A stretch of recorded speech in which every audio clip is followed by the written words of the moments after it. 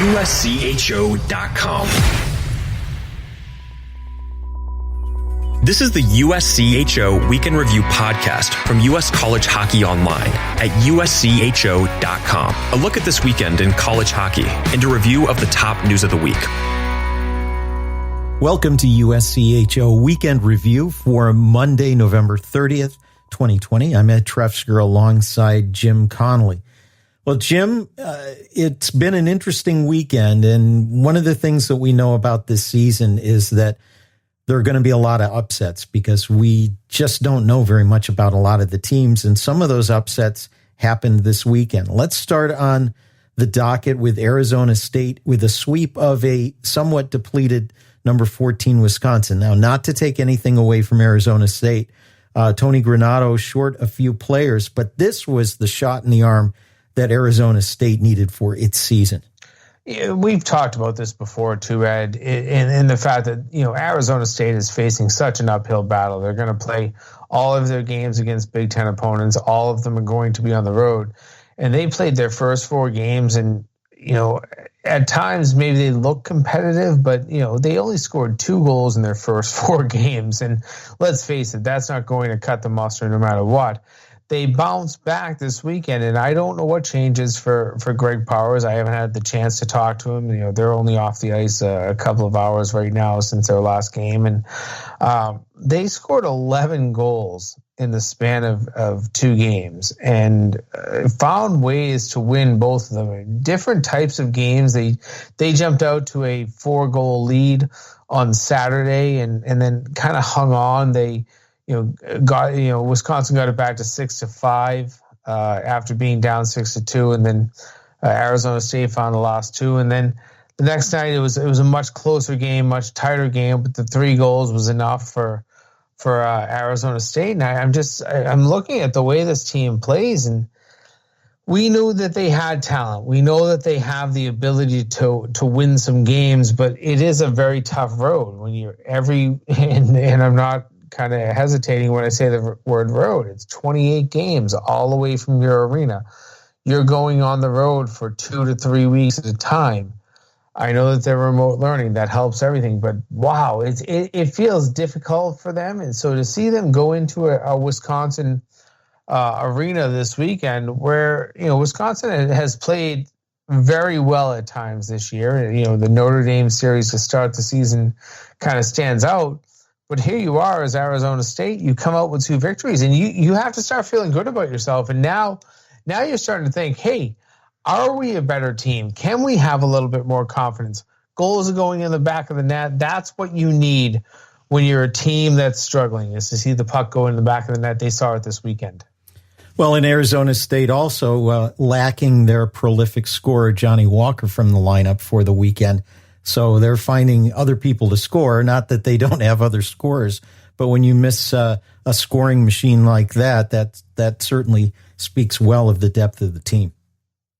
It does. And Greg Powers talked to me, a couple of weeks before the season began. He said, listen, I know that we had some great teams in the past, he said, but I feel like this is our deepest offensive team.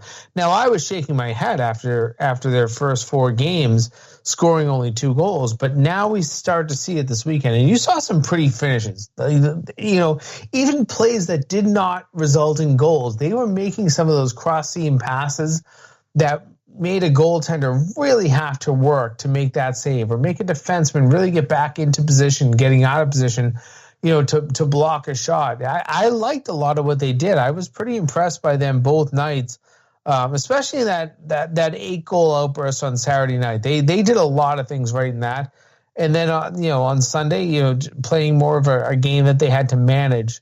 I think that this is a team that still has a lot of upside. You mentioned about depth on teams, and it had me thinking about something I've been thinking about a little bit lately, is that it used to be remarkable that a team would be deep enough to really roll 4 lines, but depth seems to be something that is pretty universal around teams these days. With so much talent out there, teams don't have 2.5 lines. Teams have 4 lines when everybody's healthy. Yeah, I think I'd probably say that teams have 3 lines, for the most part. And their 4th line, still for the most part is a line that you can do some things with it, but for the most part, you're really more thinking about your top three. And the reason I say that is because you still do have, TV timeouts and stuff like that can reset games. So if you've gone, 6 minutes in a game and you're trying to find a way to get back,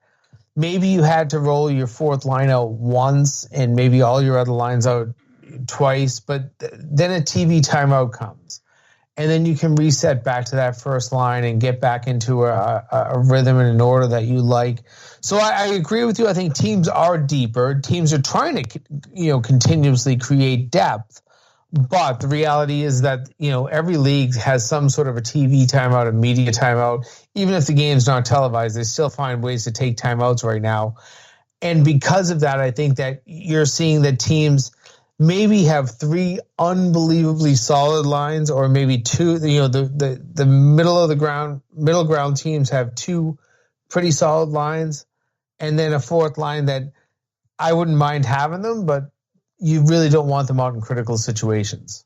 It's interesting you mentioned media timeouts. Some of the leagues have gone from 3 to 1, so that's a couple fewer chances to get that top line out there. Although it looks like ECAC is sticking with 3, but I think the games I've seen in Big Ten, for example, they just have one in the middle and the shortened intermissions. But we'll talk about the effect of all this stuff on the game a little bit later on in the podcast. But back to what's going on the ice.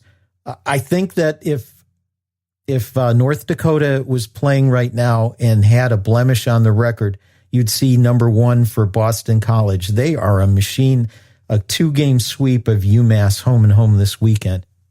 I would say it's going to be very difficult for me when I fill out my ballot either tonight or Monday morning to not pick Boston College as the number 1 team. I know North Dakota is a superior team and they're going to do great things.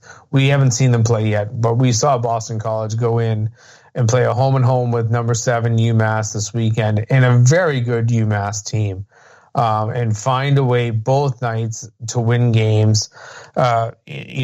Opening night, Friday night, kind of a back and forth contest. BC takes a 3-1 lead. UMass ties at 3-3. And then Matt Boldy, who, I have kind of looked at as maybe the player on Boston College that not a lot of people are talking about, and they should be. He scores the game-winning goal early in the third period, but late in the game. And then on Saturday, BC comes back, and not to say that they dominated in any way, but they find a way to win 6-3. And I just liked everything about BC's game this weekend. It'll be interesting going forward. They're going to play UMass Lowell in concept next weekend. Lowell had a positive case for COVID, and contact tracing has kind of knocked them off the ice for a while. We don't know the day that they're going to return, but should BC be able to play an opponent next weekend, it is scheduled to be UMass Lowell. And that could be a pretty good contest, because I think that a lot of people are thinking that Lowell has a very good team coming back into this season. But right now, I like a lot about BC. Particularly, I think everybody was worried about how young their defense would be. But, Colby Ambrosio, I think, looked good this weekend. And, you don't really have to go too far down their lineup. There weren't a lot of guys. Jack Agnew was in the lineup, but, you didn't have to play a lot of freshmen. You had a lot of sophomores. But when you really look at it, the sophomores performed extremely well for the Eagles. And I think that's what makes them a team that's going to be very dangerous. A team that I thought also would be in the running and has been getting some first place votes in the poll is Michigan. They, in the first couple of weekends, I thought they were an unstoppable juggernaut, and a team that had disappointed early on was Notre Dame, yet it was Notre Dame on the road coming away with a weekend sweep at Yost over Michigan. Let's think about this. We know that Jeff Jackson and his team are not just going to roll over and die. This is a very strong Notre Dame team, and their Friday contest, we knew it was pretty strong. Watching that one, they had to score a couple of late goals, and then Saturday they just kind of played a very good hockey game. And I just look at this team as one that can get things done. Will they do it consistently? No, probably they won't. They don't have that depth, but they have the ability. And right now, I think that we can't underestimate Notre Dame any night. And I don't know where they're going to finish. Could they be a top 3 team in the Big Ten? Yes. Could they be a top 2 team in the Big Ten? Possibly. Could they be in the bottom 4? Easily. I don't know where they're going to end up, but I liked what I saw this week. And, I think Michigan has to regroup. It's easy when you're a team that hadn't had a lot of expectations placed on you for many years. It's been a few years since they've had a lot of success. It's easy to, get complacent. You've won 4 games. You found ways to win games. You had an overtime win that was kind of cute with a nice little fancy goal. But it's easy to get complacent, and I almost feel like that's what Michigan did. Maybe didn't take Notre Dame as serious as they should have, and Notre Dame proved that they can find ways to score goals. I was impressed the way that the Irish played this entire weekend. One other upset on the weekend, Friday night as part of a series split, RIT had a 5-goal third period in an 8-5 win over number 9 Clarkson. I'm at the point now where any Atlantic hockey win over a ranked team isn't such a surprise anymore, but it was a good start for the season for RIT in a 2-game series on Friday and Sunday that didn't come together until early in the week. RIT had a series against Niagara postponed for a week, and Clarkson is just flat out desperate to find any games as they've been left high and dry so many times. So it was a good win for RIT, a team that has a pretty potent offensive side of its game and a young defensive squad, but probably will be making some noise in Atlantic hockey again this year. Yeah, well, it'll be interesting to see what this means. Obviously getting a huge third period, a 5-goal third period on Friday night was big, and coming from behind to win a game, that's a kind of a headline moment. But at the same time, there's a Clarkson team out there that we don't know where they are. It's going to be very difficult to gauge where Clarkson should be in the national picture. Should they be a top 10 team? Right now, probably not. Should they be a top 20 team? I think they probably are. I mean, we only have, 53 teams left in college hockey at this point, in Division I men's at least.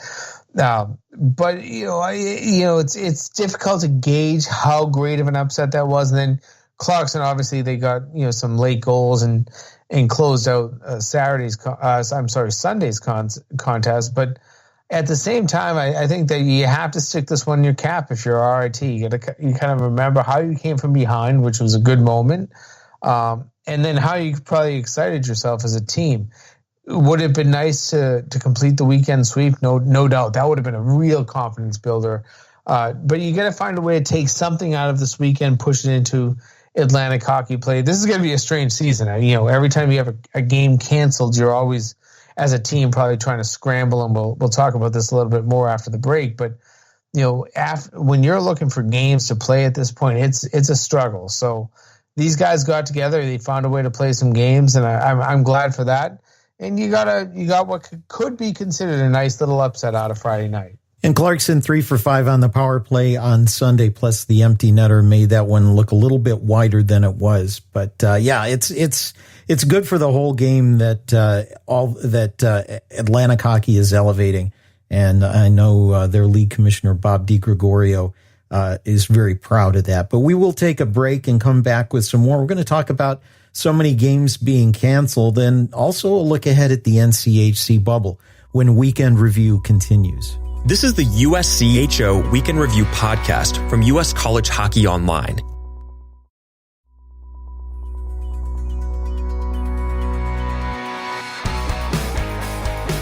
This is USCHO Weekend Review. I'm Ed Trefzger with Jim Connelly. And Jim, one of the things that's amazing is it really seems that more games have been canceled versus played. I know that's definitely the case in Hockey East, but it's interesting what kind of things cancel a game. Sometimes it's not even a positive test. Sometimes it's symptoms awaiting a test, but nobody is playing fast and loose with this. Everybody's trying to be careful. Yeah, well, and I think that, we've seen the numbers out of the Big Ten. I don't think we get daily numbers or weekly numbers, statistics, and we don't really get it from any conference. But when you can sometimes add things up, the Big Ten has done a fantastic job, but I guess we shouldn't be surprised by that. They've gone through this with football. And I think that you're finding that this as another sport, hockey, and now they're in men's and women's basketball right now. They're finding ways to operate because they've gone through it. They have a lot of resources, a ton more resources than some small schools. I look at Hockey East, all Division I schools, but except for Boston College, none of them Power 5 conference schools. So then you look at Hockey East and it came out the first night of the season that they were supposed to play their first game. Boston College and New Hampshire were supposed to face off, and it was just hours before face off that New Hampshire had an inconclusive test. And people have said, well, why, if it was a one inconclusive test, would they have not played the game? Well, it's an inconclusive test that the next day became conclusive that person did have COVID-19, and then you had to contact trace back to that individual and see who was around that individual for extended periods of times. There can be cohorts during practices, whatever it may be. Maybe it's even roommates in dorms and all that sort of stuff, people you associate with off the ice. That contact tracing is what kind of is the one that takes you down to the point that you can't field a competitive team. And if you were to have to, we see it in the NFL right now, the Denver Broncos are going to play. Yeah. And by the time people listen to this, the game is over. But, they played with no quarterbacks. I mean, can you imagine a college hockey team going out and playing with no goaltenders? That's kind of the point that you realize that can happen. So contact tracing is really the kind of the backbone of what is probably canceling or postponing a lot of these games. And it's responsible. It's the way we have to move ahead. Unfortunately, does it make it miserable for the team involved? Of course it does. Does it make it miserable for the fans? Sure. Have teams tried to do some great things? And, you look at UConn playing UMass last weekend. You look at UMass playing Boston College this weekend. Even Lowell was supposed to play Providence on Saturday, but then Lowell got a positive test, and now they're kind of shut down for a while. It's going to be difficult. There's no doubt. I don't have a real feeling for time of when this might get easier. League to league, we don't know what it's going to be like in Atlantic hockey. We don't know what it's going to be like in Hockey East. We don't know what it's going to be like in the WCHA. I do believe that the Big Ten and the NCHC going into a bubble will help, but it's going to be a long season in terms of cancellations. We're going to have more cancellations at times. It's going to feel than we're going to have games played. I think at this point, my hunch is the right thing to do is to try to play when you can, because we're entering a time now where a lot of universities have sent their students home and they're going to do online testing, online exams, and then start the next semester a little bit later and leave kind of a window in there. So this is the time now between the end of November and mid to late January where campuses, if they've had students on campus, are going to be pretty empty. That's the best time for teams to get these games in. But even so, one of the things that seems to be so baffling about this pandemic is no matter what people do to try to protect against it, whether they follow all the protocols, somebody still seems to be able to come down with the disease when the transmission mode is unclear. And that's been a very difficult thing. So I don't even know if putting everybody in a bubble is going to solve the situation. I think that is by far the most frustrating part of this. We saw the NHL bubble work so successfully up in Canada this summer. We saw the NBA bubble work very successfully in Orlando. But those are leagues that have millions and millions of dollars worth of resources to test daily, to make sure that players are staying in certain confined areas. Do dietary things that can make your dining not horrible. And we saw, I know I saw some photos of food that didn't look great, but I know that things got better the longer that teams stayed there. So you look at the NCHC, they're going into a bubble basically beginning tomorrow, and they'll be in there for, I believe, about 21, 22 days. They're going to try to play, I believe, 38 games in that time frame, all kind of cross-pollinized games. Teams from the western part of the NCHC will play the eastern teams from the NCHC, and then after that, after January 1, each of those 4 teams will kind of try to play one another on campus sites. But it is so difficult to control and understand why the virus spreads, why it's getting into places that you would think the players themselves, we know athletes, and you and I have been around them combined for probably about 50 years. And no student athlete at this point wants to screw this up. So when, positive cases arise on a team, I don't feel like that's, definitely on the student athlete themselves. How it gets there, who knows? I don't feel like kids are going out intentionally trying to get this virus, or even intentionally putting them in a situation where they would get the virus. But it just shows you can be as responsible as you want, and you just don't know exactly why or how things can spread. That's what is scary about COVID. That is what is scary about trying to get a hockey season accomplished, and it's what makes us ask the question, should we still be doing this? And I don't have the perfect answer to that right now, but it is very serious, and we have to kind of look at that question every day.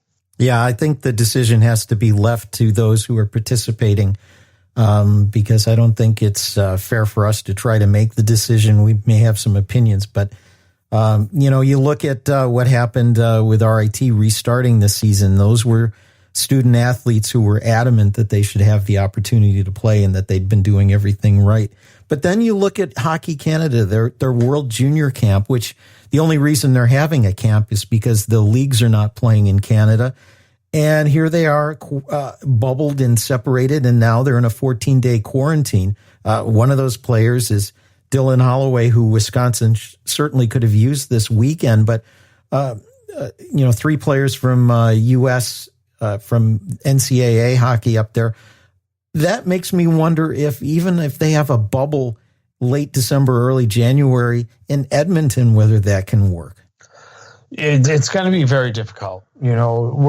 We saw it with the NHL up in Canada because there was such a low transmission rate. It was almost nil when the NHL got there, and they had done some extensive testing of all the players to cross the border into the bubble.